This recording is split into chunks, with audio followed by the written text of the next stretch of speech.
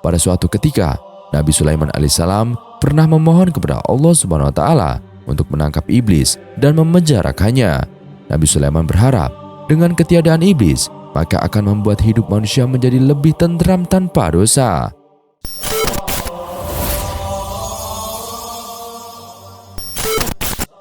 Assalamualaikum warahmatullahi wabarakatuh.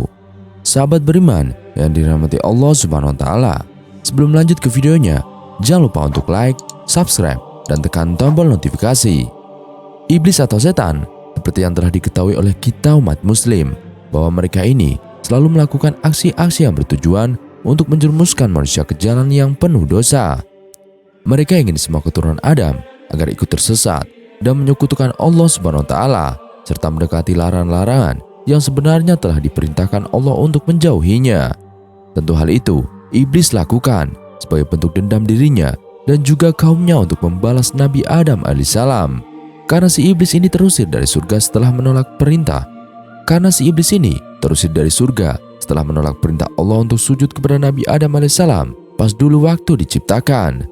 Berbagai macam tipu muslihat iblis tentu guna menyesatkan manusia-manusia, terutama manusia yang taat di jalan Allah Subhanahu wa Ta'ala. Namun sahabat, apakah kalian pernah berpikir bagaimana jadinya jikalau di dunia ini tidak ada setan atau iblis sama sekali? Apakah semua umat manusia akan taat beribadah? Dan ternyata hal itu benar-benar telah terjadi di masa lampau sahabat, yakni tepatnya di zaman Nabi Sulaiman alaihissalam. Mari kita bahas tuntas sampai selesai. Tak bisa dipungkiri bahwa iblis ataupun setan merupakan makhluk yang akan selalu menggoda manusia dari sejak kita baru lahir sampai ajal menjemput. Karena tujuan mereka hanyalah satu, yaitu mencari teman sebanyak mungkin ketika mereka diazab di neraka kelak.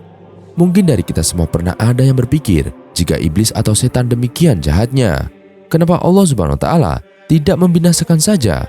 Kenapa Allah tidak memusnahkan mereka sehingga dunia ini akan menjadi tentram dan damai? Atau mereka juga tidak ada gunanya selain menyesatkan manusia.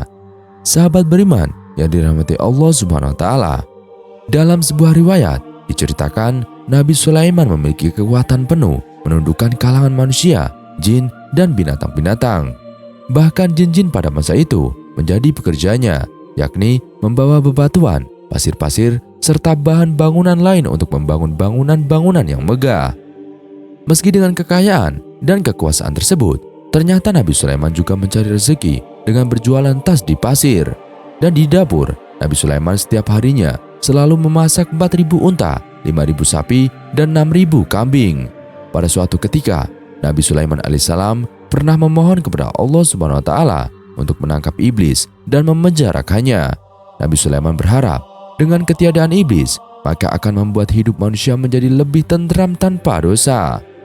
Dalam doanya, Nabi Sulaiman berkata, "Ya Allah, Engkau telah menunjukkan padaku manusia, jin, binatang buas, burung-burung, dan para malaikat. Ya Allah, aku ingin menangkap dan memenjarakan iblis merantai serta mengikatnya, sehingga manusia tidak berbuat dosa dan maksiat lagi." Namun perintah Nabi Sulaiman alaihissalam tersebut tidak serta-merta dikabulkan oleh Allah Subhanahu wa Ta'ala. Bahkan Allah mewahyukan kepada Nabi Sulaiman bahwa tidak ada baiknya jika iblis ditangkap dan dibinasakan. Allah Subhanahu wa Ta'ala berfirman, "Wahai Sulaiman, tak ada baiknya jika iblis ditangkap."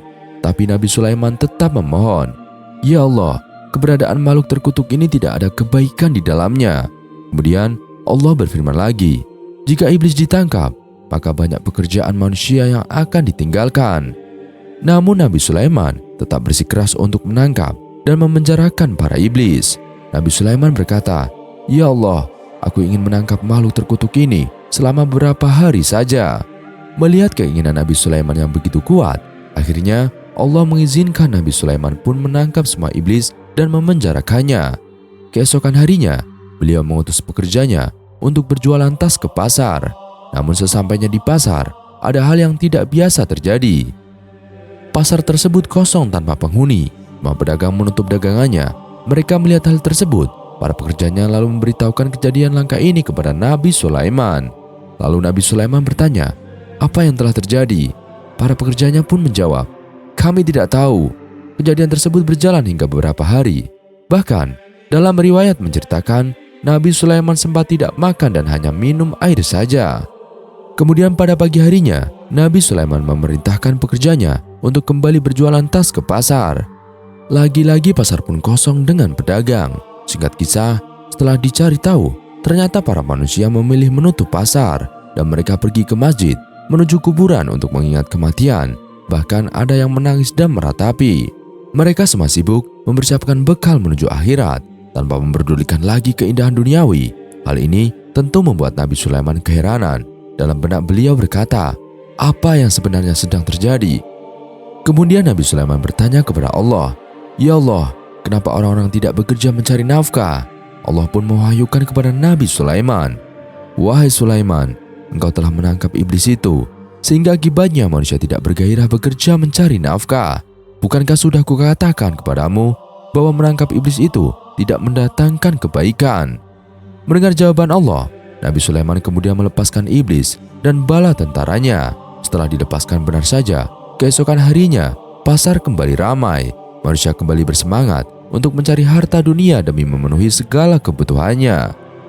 Dari kisah tersebut, sudah bisa kita bayangkan sendiri bagaimana kondisi dunia ini jika tanpa iblis atau setan.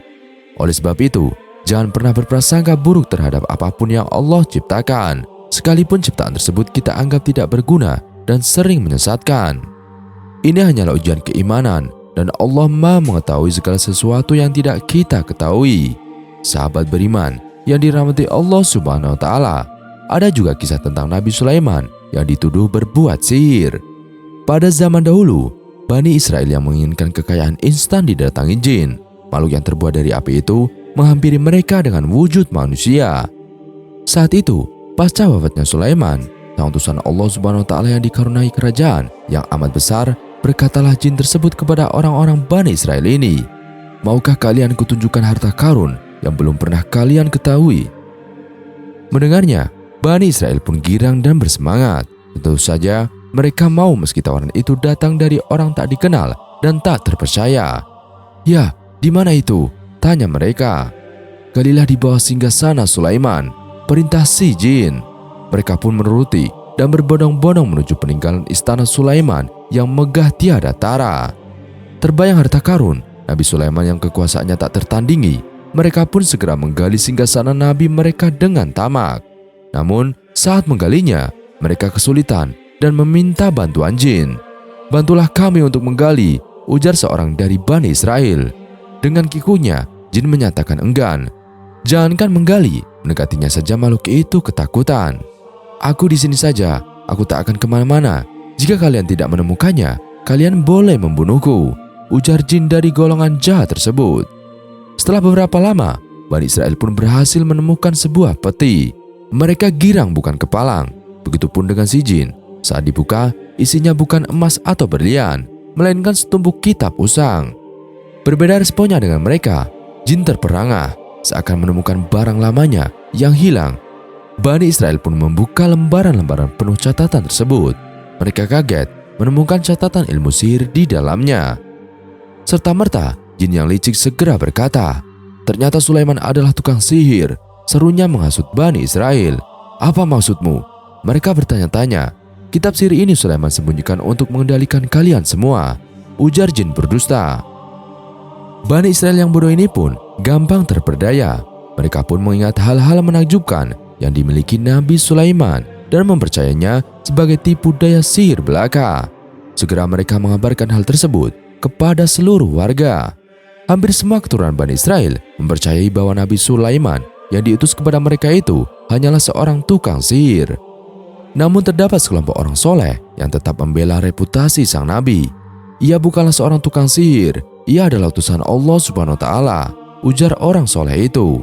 Bagaimanapun, banyak Bani Israel terperdaya dan lebih meyakini ucapan jin.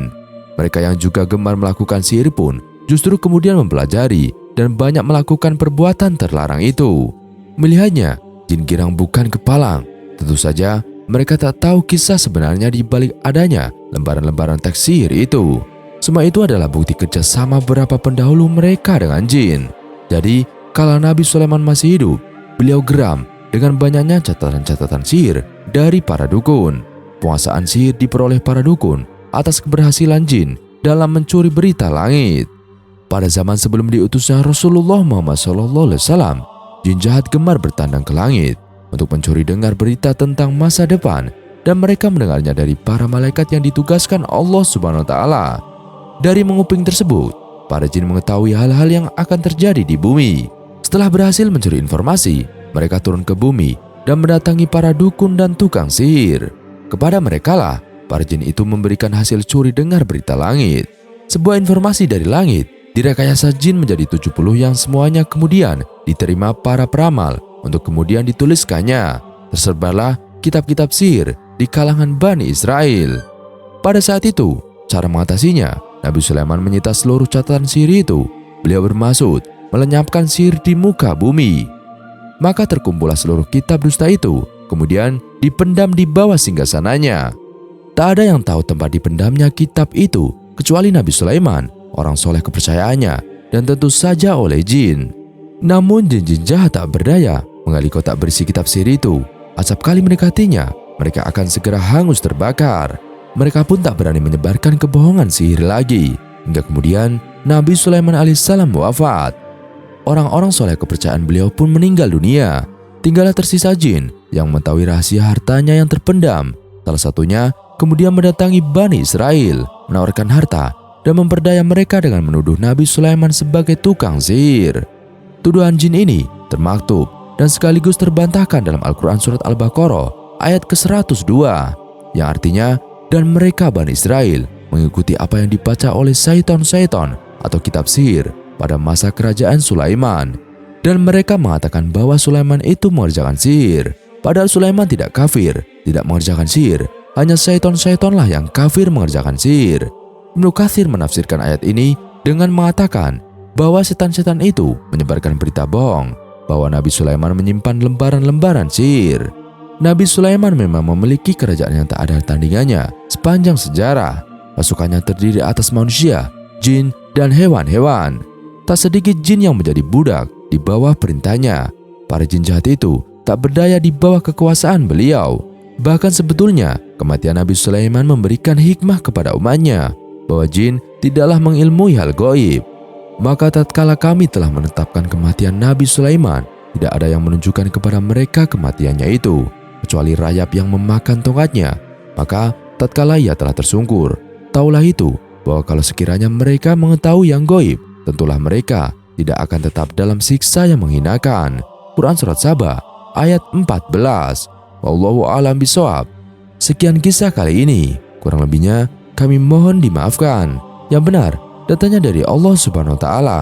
Khilaf atau keliru datanya dari saya pribadi. Wassalamualaikum warahmatullahi wabarakatuh.